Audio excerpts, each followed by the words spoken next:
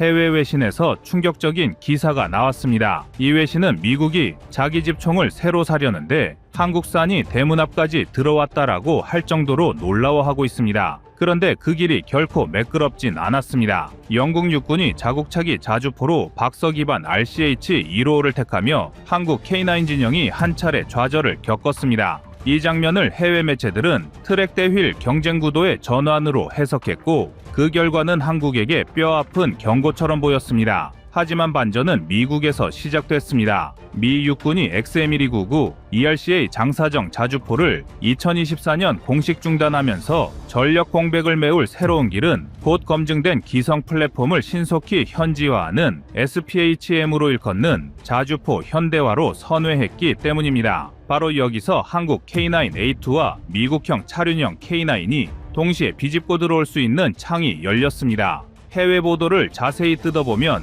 흐름이 선명합니다. 디펜스 뉴스는 2024년 3월 시험평가에서 적은 발수에서도 총열 과마모가 확인돼 사업이 접혔다고 전하며 탄약은 성과가 있었으나 58 구경장 포신 기술 성숙도가 병목이었다고 정리했습니다. 이건 더 길고 더 멀리만 외치던 개발 로드맵에 브레이크가 걸렸다는 뜻이죠. 지금까지의 미군 자주포는 모두 미국산만 써야 한다는 금단의 벽이 있었지만 그 벽을 깬 첫 사례가 M1 전차용 독일제 120mm 포신이었습니다. 그리고 지금 그 두 번째 주자가 K9이 될 가능성이 커졌습니다. 그 상징성은 단순 무기 수출이 아니라 미국이 한국 기술을 전력 표준으로 인정하는 사건이 됩니다. 해외 군사 전문 매체들도 그 점을 주목합니다. 내셔널 디펜스와 브레이킹 디펜스는 최근 기사에서 미국이 K9을 통해 아시아 동맹국의 실전 경험을 흡수하려 한다고 분석하며 미국 내 군수 관계자들의 반응을 전했습니다.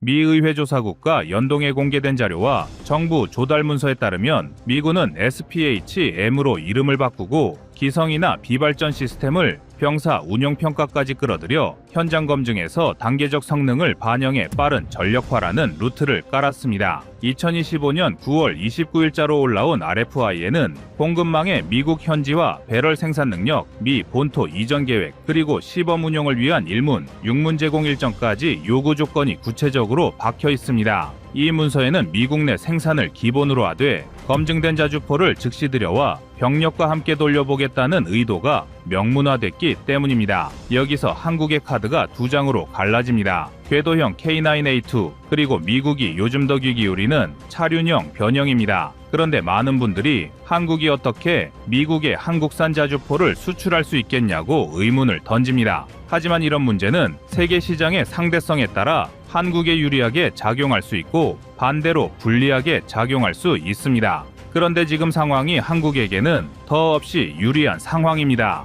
영국이 RCH-155를 선택하며 자동화 포탑과 차륜형 조합이 서방에서 메인 트렌드로 떠올랐고 스웨덴 아처가 실전 가용성으로 이름값을 올리는 사이 미군은 신규 초장사정 개발보다 현존 체계의 신속 현지화와 운용 자동화를 우선순위로 재정렬했습니다. 이 장면을 미국 국방 전문지들은 모바일 전술포 요구 조건과 묶어 해석합니다. 장거리 요격과 정찰 및 드론 연동이 표준이 된 전장에선 생존성과 가동률을 보장하는 자동화와 원격화가 곧 화력 지속성으로 직결되기 때문이죠. 이 구도에서 K9A2의 완전 자동장전으로 분당 최대 10발이 가능하고 승무원 3명 운용 컨셉은 미국이 원하는 정답지에 가깝습니다. 내셔널 디펜스 매거진은 2025년 10월 7일 한화 디펜스 USA가 K9 기반 차륜형 자주포를 미국 내 생산 콘셉트로 이미 생산 라인에 올렸고 2026년 초 시험에 투입될 준비가 됐다고 전했습니다.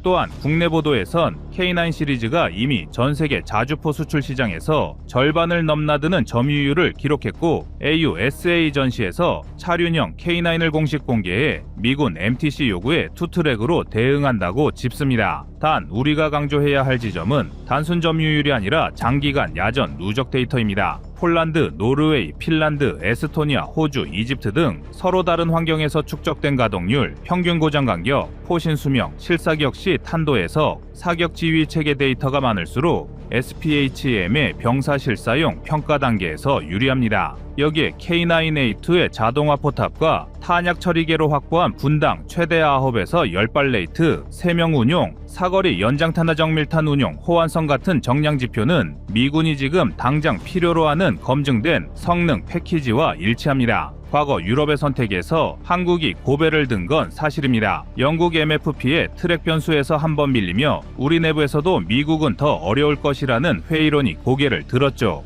그런데 판이 바뀌었습니다. ERCA의 교훈으로 미군 스스로 과도한 신개발에서 발을 뺐고 현지 공급망을 전제로 한 성숙체계 실전 도입으로 궤도를 틀었습니다. 이 변화는 한국에게 유일한 검증된 궤도형과 동급 자동화 포탑을 얹은 차륜형이라는 새로운 카드를 허락했습니다. M109A7의 실사거리 약 30km 한계와 저자동화로 묶인 운용 부담을 K9A2 계열은 자동장전 9에서 10발을 3명으로 장거리와 정밀탄 호환성으로 치환합니다. 이는 미군이 요구한 일문, 육문 제공을 상회하는 수치입니다. 그리고 해외 보도 또한 한국이 가능하다는 쪽에 손을 듭니다. 그럼 이제 남은 건 정치와 산업 운용의 마지막 퍼즐뿐입니다. 그리고 그 퍼즐은 한국이 가장 집요하게 풀어온 영역이었습니다. 우리는 외면당한 자리에서 기술로 돌아왔고 이번엔 미국 본토에서 규칙을 통째로 우리 편으로 바꾸려 합니다. 이 내용을 좀 더 자세히 들여다보겠습니다. 현재 미국의 자주포는 일문당 총수명주기 비용에서 부품, 정비가 차지하는 비율은 보통 60% 안팎입니다. 그것을 메이드 인 USA 체인으로 깔되 한국의 설계 핵심 부품이 고정 수익을 만든다면 이건 단순 수출이 아니라 시장 지배력의 확보입니다. 그리고 무엇보다 미국이 추진 중인 SPHM의 차세대 자주포 현대화 사업은 기술의 새로움이 아니라 검증된 시스템의 미국화입니다. 그 관점에서 하나의 행보는 놀라울 정도로 빠르고 계산적입니다. 이미 K9A2 궤도형을 제안한 데 이어 미군 요구 조건에 맞춘 차륜형 모델까지 양산 단계로 올렸습니다. 이건 단순히 2개의 자주포를 내민 게 아니라 미군의 궤도와 차륜 병행 배치 가능성에 완벽하게 대응한 구조입니다. 현지 파트너인 오시코 시사의 8곱하기8 전술 트럭 플랫폼을 활용해 차륜형 모델을 조립하고 배럴과 탄약 보급 체계는 K9 표준을 이식하되 조립과 정비에서는 메이드 인 USA로 표기할 수 있게 설계했습니다. 이건 단순 수출이 아니라 미국 산업체계 안으로의 공동 진입입니다. 즉, 한국 기술로 미국의 일자리를 만들고 미국 군수 생태계가 한국 설계에 의존하도록 구조를 짜는 겁니다. 미군의 SPHM 요구서에 기재된 일문, 육문 시제품 제공, 부품, 정비 현지화 일정을 이미 충족한 유일한 비미국계 업체가 한화입니다. 그 점은 국방부 내부 자료에서도 확인됩니다. 미 육군조달명부에 한화 디펜스 USA가 공식 등록되어 있고 조립 라인이 실제 미국 내에서 가동 중인 유일한 외국계 자주포 생산체입니다. 경쟁사들은 대부분 유럽산 차륜형 자주포입니다. 독일 라인 메탈의 RCH155는 유럽형 트럭 플랫폼에 종속돼 미국 군용 트럭에 맞지 않고 스웨덴 아처는 굴절식 샤이시 구조 때문에 미국 트럭 기반 생산이 불가능합니다. 이스라엘 아트모스 2000은 포탑이 수동식이라 미군의 자동화 기준을 충족하지 못합니다. 따라서 한화의 K9A2와 차륜형 복합 전략은 미군의 요구 조건과 완벽히 일치합니다. 여기에 결정적 요인이 하나 더 있습니다. 바로 신뢰성 데이터입니다. K9은 1999년부터 25년간 단 한 번의 주요 폭발 사고도 없었고 나토 표준 탄전탄 호환, 화포내 구성 1000발 이상 유지로 이미 미군의 안전평가 기준을 충족합니다. 미군이 요구하는 정비와 예비 부품 패키지 체계도 이미 폴란드 계약에서 검증된 모델로 존재하죠. 즉, 한화는 기술을 새로 만들지 않아도 미국식 절차만 맞추면 바로 납품 가능한 상태입니다. K9의 포신이 워싱턴의 하늘 아래서 불을 뿜는 순간 그건 단순한 거래가 아니라 한국 방산의 지구적 등판이 됩니다.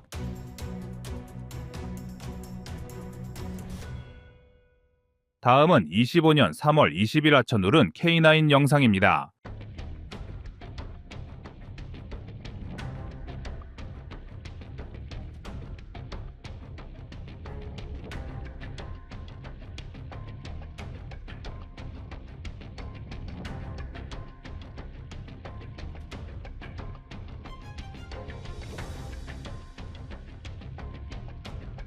알려지지 않은 비밀 이야기를 하나 먼저 공개하며 시작해 보겠습니다. 사실 K9 자주포의 형제격이라 할 수 있는 K10 탄약 운반 장갑차는 초기 개발 단계에서 극저온 환경 테스트에 큰 난항을 겪었습니다. 특히 엔진룸 내부에 결빙 현상이 발생해 피스톤 구동부가 얼어붙는 심각한 문제로 작동이 멈춰버리는 일이 비일비재했습니다. 이 때문에 설계진들은 이 문제를 해결하기 위해 비공식적으로 오로라 프로젝트라는 전담팀을 꾸렸습니다. 북유럽 혹한기 환경을 재현하기 위해 영하 40도를 넘나드는 특수 냉동 창고를 만들어 엔진의 성능과 윤활유 점도를 꼼꼼하게 테스트했고, 이 과정에서 나온 개선안이 현재의 K10 내구성에 그대로 반영되었습니다. 이는 일반인에게 거의 알려지지 않았던 비하인드 스토리로 북유럽 겨울 환경에 대응할 수 있었던 결정적 계기가 되어준 핵심 프로젝트였습니다. 이렇게 극저온 대응력을 갖춘 K9 자주포와 K10 탄약 운반 장갑차는 지금 북유럽을 비롯해 전 세계에서 최고의 스포트라이트를 받고 있습니다. 최근 노르웨이에 납품된 K9 자주포는 불과 2개월 만에 전역에 배치가 완료되었는데, 이는 보통 6개월에서 1년 정도 소요되는 기간을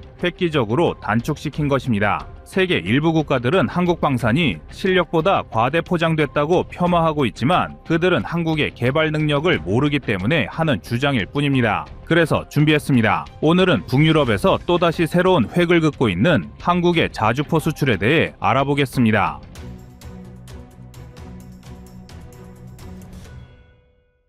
노르웨이는 원래 스웨덴과 함께 개발했던 아처 차륜형 자주포에 큰 기대를 걸고 있었습니다. 유사시 신속 배치와 고속 기동이 유리할 것으로 예상되었기 때문입니다. 그러나 북유럽 겨울 특유의 혹한 환경에서 바퀴가 자주 파손되는 문제가 빈번하게 발생했고, 특히 교체 작업이 눈밭에서 이루어지다 보니 적군에 노출될 위험이 매우 컸습니다. 이런 현실적 제약 때문에 노르웨이는 결국 스웨덴과 공동 개발한 아처 대신 혹독한 환경에도 끄떡없는 궤도형 K9을 선택하게 되었는데요. 이 결정은 스웨덴에게 상당한 충격을 안겼고, 그 뒤 유럽 방산업계 전체에 파급 효과를 일으켰습니다. 여기에 더해 K10 탄약 운반 장갑차가 K9과 함께 작전하는 장면이 노르웨이 현지에서 언론에 대대적으로 보도되면서 폴란드나 핀란드, 심지어 발트 3국까지 관심을 기울이게 되었습니다. 러시아의 위협이 점차 수면 위로 떠오르는 지금, 이웃 국가들에게 가장 중요한 것은 지금 당장 쓸 수 있는 전력이기 때문입니다. 그런 측면에서 K9과 K10은 어느새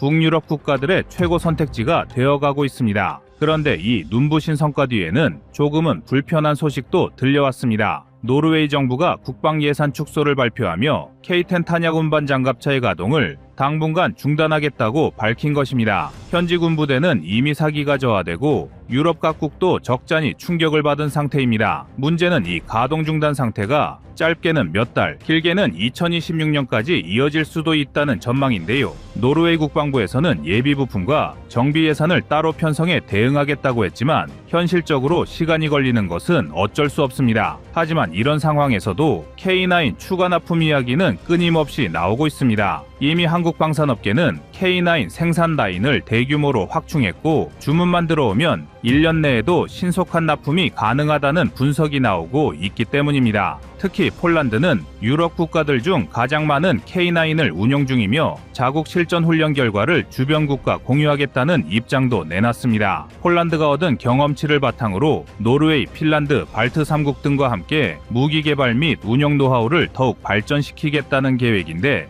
이는 유럽의 방위체제 내에서 대한민국과의 협력이 더욱 공고해지는 결과를 낳고 있습니다. 그럼 오늘의 주인공이라 할 수 있는 노르웨이를 중심으로 한 북유럽 상황을 좀 더 깊이 들여다보겠습니다. 노르웨이는 러시아와 직간접적으로 맞닿아 있는 지역이 많지 않음에도 전략적 요충지인 북극해 방어를 위해 상당한 군사력을 투입해 왔습니다. 특히 최근엔 러시아군이 발트 3국 인근과 핀란드 접경지대에서 대규모 병력을 재배치하는 정황이 포착되면서 노르웨이는 더 이상의 안일함이 위험하다고 판단하고 있습니다. 이런 상황에서 K9 도입은 불가피한 선택이 되고 있습니다. 물론 내부에서는 아처도 궤도형으로 개량할 수 있지 않겠느냐는 의견도 나오지만, 이미 검증된 K9이 있는 상황에서 굳이 막대한 비용과 시간을 투입해 아처를 개량해야 할 이유가 없다는 반론이 힘을 얻고 있습니다. 이러한 논란 끝에 노르웨이의 최종 선택은 K9이 되었고 의회 내에서도 대부분 긍정적인 목소리를 내고 있습니다. 한편 핀란드는 이미 K9을 도입해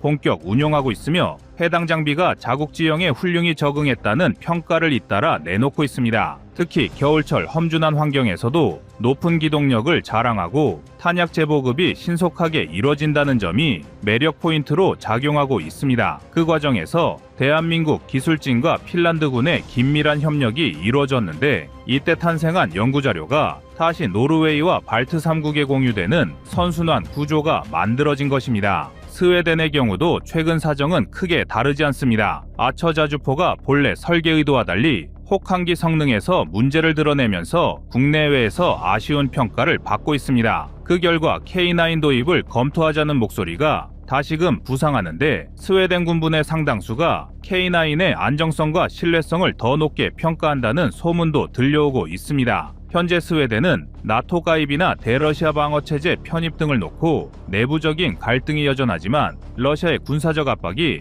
날로 거세지는 마당의 무기체계 선택의 폭은 점차 현실적으로 바뀌고 있습니다. 현재 유럽 전역에서는 지금 러시아가 다음으로 노릴 곳은 어디인가 라는 우려가 팽배합니다. 우크라이나 전쟁이 일단락된 이후에도 푸틴 정권의 확장 야욕이 완전히 사그라들 것이라 보기 어렵기 때문입니다. 이미 발트 3국과 핀란드, 노르웨이 접경 지역에 수만 명의 러시아 병력이 집결했고 이동식 야전지휘소가 건설되는 장면까지 위성사진으로 확인되었다고 하니 긴장감은 최고조에 달했습니다. 게다가 미국의 정치적 변화로 트럼프 행정부가 나토와의 강력한 공조 체계를 유지할 수 있을지 의문이 제기되는 상황입니다. 유럽 국가들은 미군이 유럽 주둔 병력을 축소하거나 나토에서 이탈할 수도 있다고 우려하고 있습니다. 때문에 러시아의 위협을 받고 있는 국가들은 독자적인 방위력 확충에 총력을 기울이고 있습니다. 현재 영국, 프랑스, 독일이 앞장서지만 배치까지 시간이 걸리는 고성능 무기보다는 지금 당장 실전 투입이 가능한 전력을 우선시하게 된 것입니다. 이러한 시점에서 한국산 K9 자주포의 신속 납품 능력은 유럽 국가들에게 매우 매력적인 카드로 작용합니다. 단순히 무기의 성능이 뛰어나다는 것만으로는 부족하고 언제든 필요한 곳에 빠르게 공급할 수 있어야 하는데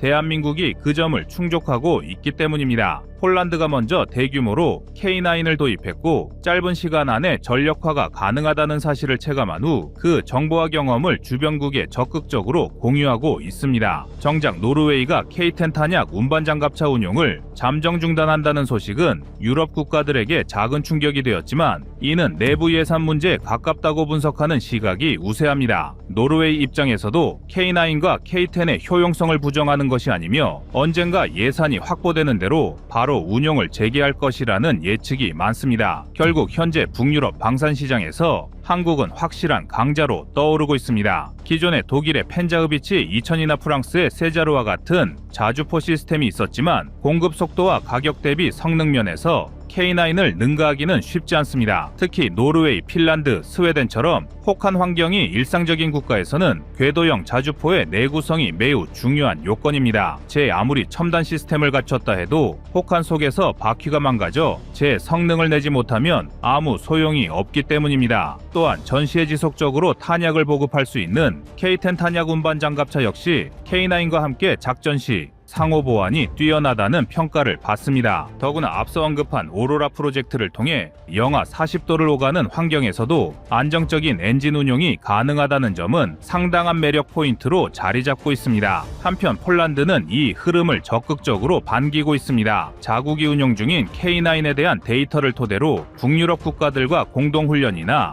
정비 체계를 공유해 상호 시너지 효과를 노리고 있는 것인데요. 더 나아가 전차, 장갑차 등 타 분야 무기 체계에서도 한국과의 합작 가능성을 모색하는 분위기입니다. 마치 21세기판 한유럽 군사협력 시대가 열리는 것 아니냐는 말도 심심찮게 들립니다. 그렇다면 스웨덴은 어떻게 대응할까요? 자존심을 지켜야 하는 방산강국임에도 불구하고 더 이상 아처자주포의 혹한기 문제를 무시할 수 없다는 점이 치명적으로 다가오고 있습니다. 이미 내부 평가에서도 아처의 약점을 드러내는 결과가 다수 보고되고 있는데 국민들이 국방력 강화를 원하고 있는 만큼 실전에 강한 K9으로 방향을 틀 가능성이 점점 커지고 있다는 의견입니다. 여기에 러시아의 야심이 점점 노골화되고 있다는 경고가 이어지면서 스웨덴 역시 실효적인 선택을 해야 한다는 압박을 받고 있습니다. 따라서 스웨덴이 언젠가 K9 자주포를 공식 도입한다고 해도 누구도 놀라지 않을 상황이 됐습니다. 이처럼 유럽 전체가 숨가쁘게 돌아가는 가운데 대한민국의 K9은 신뢰도와 실전 운용 경험을 무기로 더욱 입지를 공고히 하고 있습니다. 과거에는 한국이 다른 나라에 무기를 수출한다고 라는 반응이 지배적이었지만 이제는 한국 무기를 써본 국가가 왜 이렇게 만족도가 높을까 라는 관점으로 바뀌었습니다. 이는 결국 군사강국으로서 한국의 위상이 높아졌음을 의미하기도 합니다. 마무리하자면 러시아의 위협이 당장 사그라들 기미가 없는 상황에서 유럽 각국은 언제든 신속하게 전력을 강화할 수 있는 파트너를 원하고 있고 그 해답으로 대한민국의 K9 자주포로 귀결되고 있다는 점입니다. 빨라야 살 수 있다는 명제가 군사 분야에서도 그대로 적용되는 현 시점에 한국 방산업체들이 보여주는 빠른 납품 속도와 높은 신뢰성은 그 어떤 경쟁자도 쉽게 넘볼 수 없는 강력한 무기가 되고 있습니다.